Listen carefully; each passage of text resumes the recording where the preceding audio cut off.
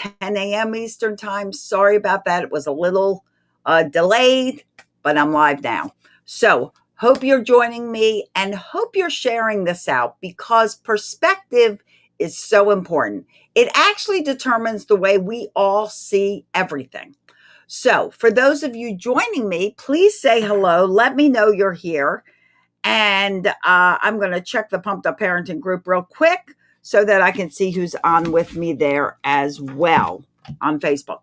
So let me tell you who I am. I'm Celia Kibler, family empowerment coach and author of Raising Happy Toddlers, How to Build Great Parenting Skills and Stop Yelling at Your Kids, right there.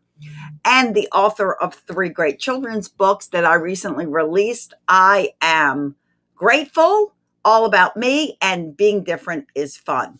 All right. So, what I'm here to do with you parents and caregivers is I'm here to empower you with tools and strategies so that you can reverse those generational cycles of dysfunction and abuse and start creating childhoods that everyone in your family can blossom from.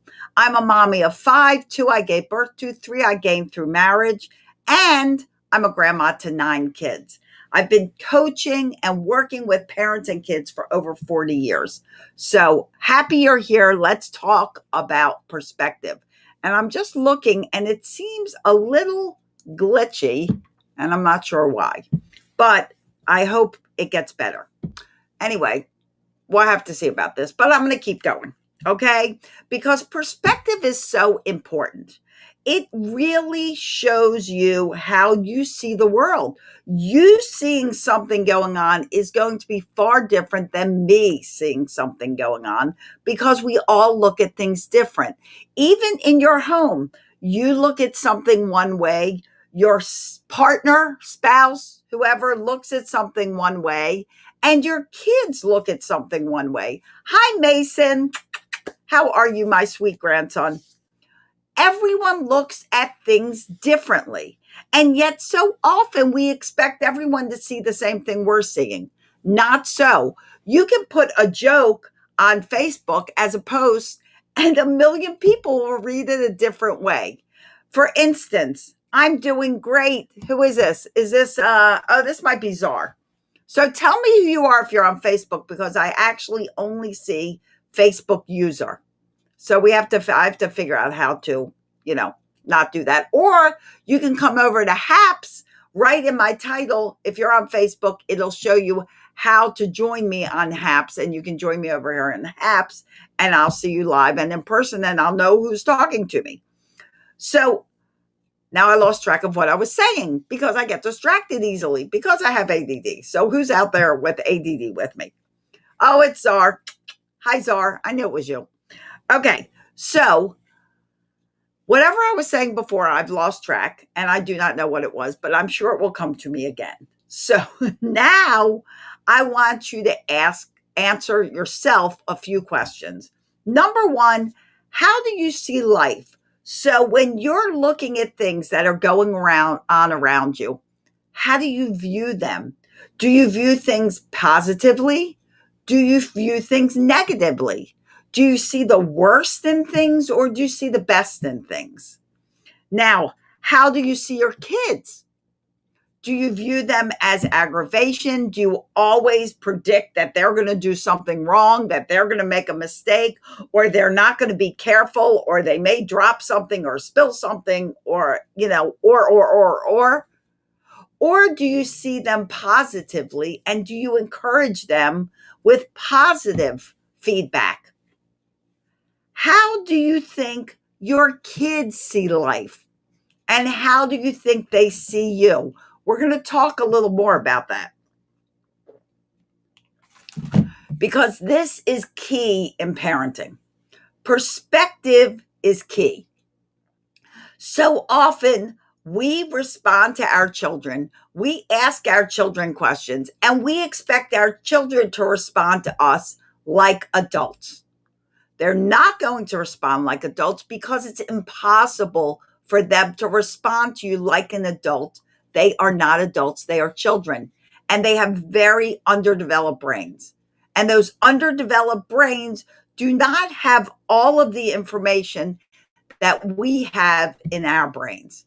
So for them to respond to you like an adult is not just difficult, it's impossible. That's number one. Number two, they see the eyes through new eyes, through eyes that have not seen everything you've seen. They see things with excitement, with curiosity. If there's something sitting on a table and you're wondering, why are they always touching these things? They're touching them because they're new to them and they're excited about them and they want to touch them and smell them and feel them and taste them. They want to see what this new thing is.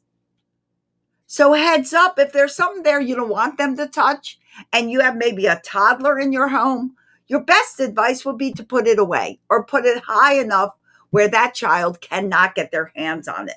Because if you look at that shiny new object through their eyes, you're going to be like, wow, this is so cool. I want to see what it is.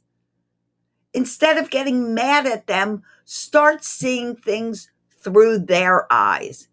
If you were 5, how would you view this situation?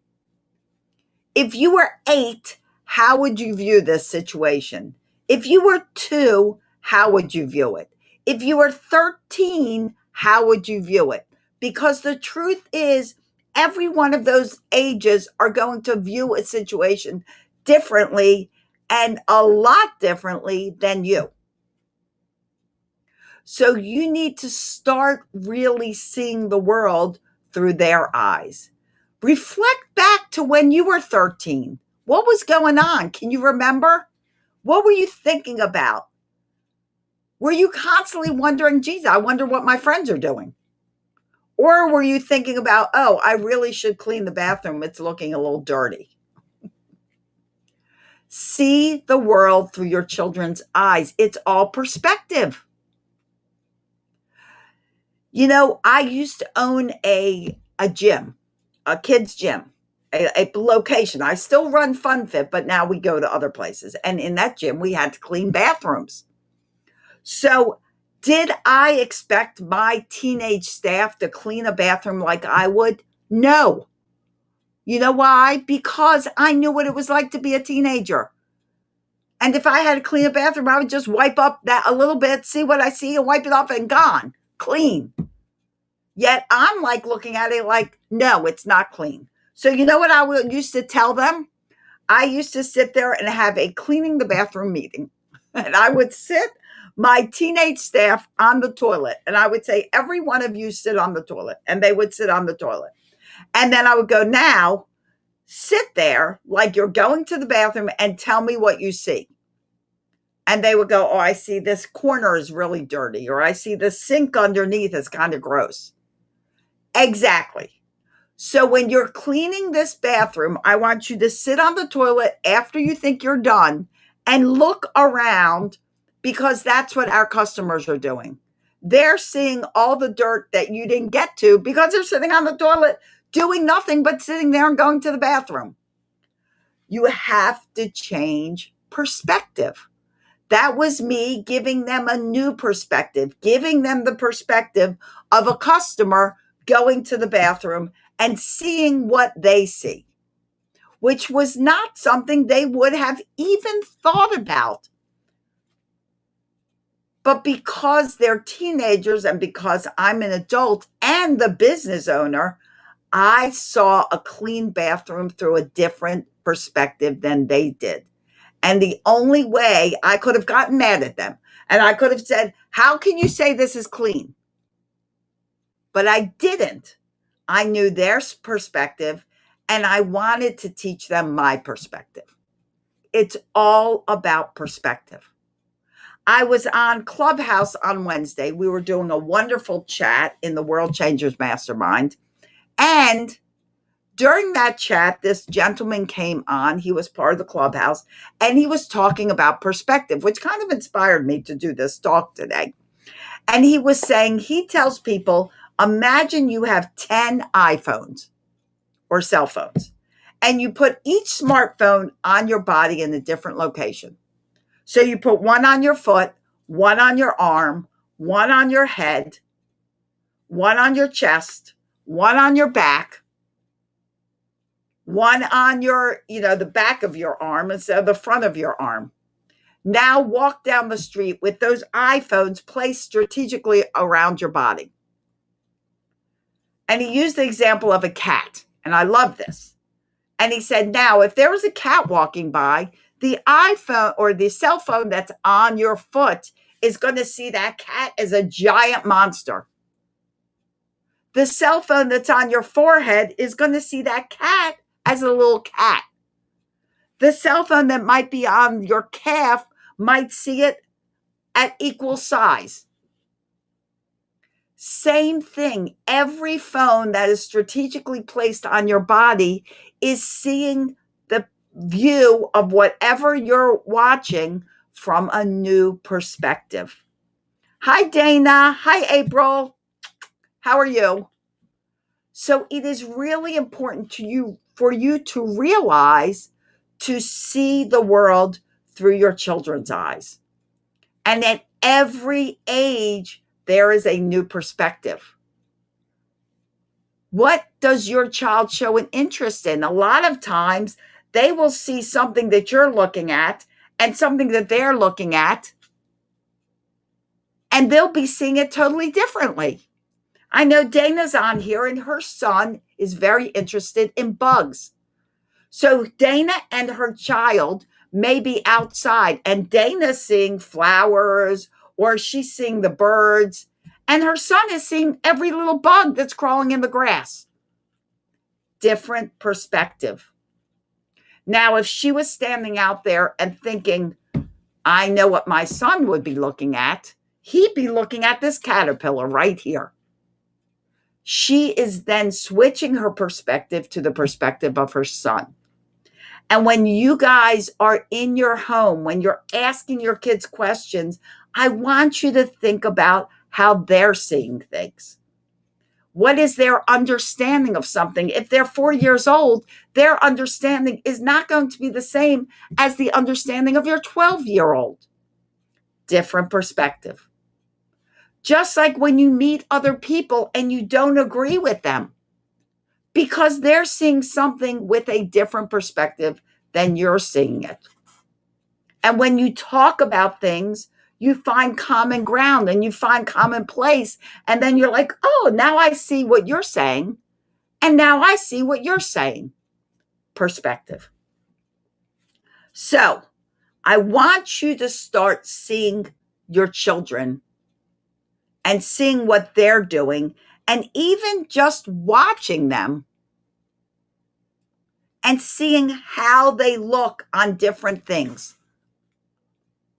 And then when you look at something like that, I want you to stop and think, what would my child be thinking if he was looking at this? My child sees a plate of food. They don't eat a lot.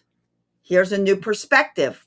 Put a regular sized dinner, instead of on a dinner plate, put it on a lunch plate so that it looks like, reverse that.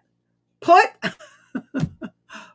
your child's meal on a dinner plate. If it's on a smaller kid-sized plate or lunch plate, it's going to look like more food. If it's on a big dinner plate, it's going to look like you're asking them to eat much less food. And if they're kind of picky eaters or they fill fast, they're not going to see as much food on their plate. And they're like, oh, I can eat this. Another tip, take what's on their plate and split it in half. Those halves may be actually the exact same amount of food, but ask them to pick one and say, eat that. And they'll think they're not eating as much food. Perspective. It's all about perspective. So if you have any questions that you think need to have a different perspective, put them in the comments, tag me, I'll answer and reply. Or if you're curious about the way your child sees something, ask them. Simply ask them. Say, you know what, honey, I was thinking maybe you should do it this way, but how do you think you should do it? perspective and get their perspective so you can start seeing things clearer according to them. All right, guys. So that's my little talk about perspective this morning. It's really fun to think about. It's really interesting to start imagining your view of the world from a 5-year-old eyes. It's interesting to see what you think your kids see. Look out the window with them and say, what do you see out that window? And then tell them what you see. And you guys will be noticing totally different things out the same window. So try that tonight or today. See what each other sees. If you have more than one kid, ask each of them, and you're all going to see different things. It's going to be really fun, and they're going to love it too. Now, I want to tell you guys about that negative self-talk. Who has negative self-talk? If you're listening to me or you're watching the replay, put a 1 in the comments if you find yourself talking to yourself too much and saying things that are not so nice to yourself. Because you know what? You don't listen to anyone like you listen to you. You're the one you listen to the most. And if you're telling yourself bad things, or you're calling yourself names like idiot and stupid, you're believing what you're telling yourself. Would you be interested in attending a class that teaches you to eliminate that? Because when you start talking positively to yourself, you start having more and more success, and you start moving in the direction that you want to move. Instead of backwards, you're going forwards. What you speak becomes reality. And if you're speaking death, you're speaking negativity about yourself, that's the reality. If you're speaking positivity, that's the reality. If you're calling your child a liar or lazy, you're speaking that into reality. They will eventually think, well, I'm always called lazy, so why should I get up and do anything? I'm going to be called lazy anyway. I might as well be lazy. I might as well make something up and not tell the truth because they always think I'm lying. So why should I tell the truth when I'm accused of being a liar? Anyway, I might as well be a liar.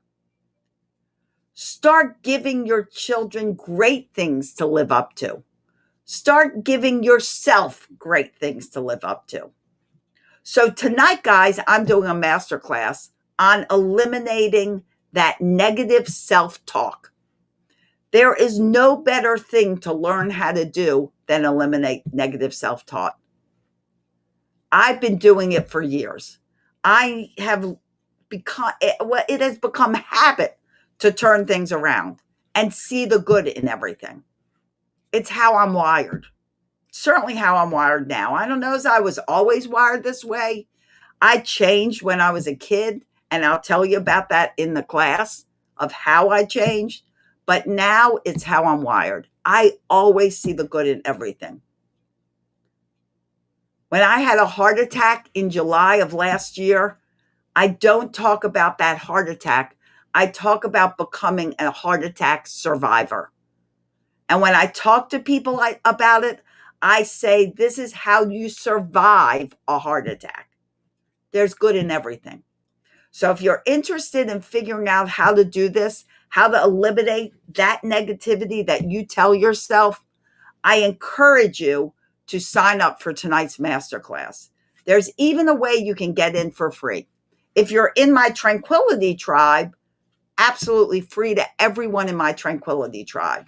And I've got special pricing on that tribe if you're interested. If not, you can go to Pumped Up Parenting and look under courses and you'll see the masterclass. You can eliminate that negative self-talk, and you can start teaching your kids how to do the same. That's what parents are here for. We're here to guide them, coach them, teach them. And so often it begins with you. So let me know, or you can just put hashtag masterclass if you want to, and we'll get you information on how to attend tonight's masterclass. It's at 8 p.m. Eastern Standard Time on Zoom. So we get to see each other and talk, and you get questions answered. Live training, live answers. All right, guys, I'm grateful for you joining me. I know 20 minutes is a lot of valuable time that you've taken out of your schedule to hang out with me, and I'm grateful for that, and I appreciate it.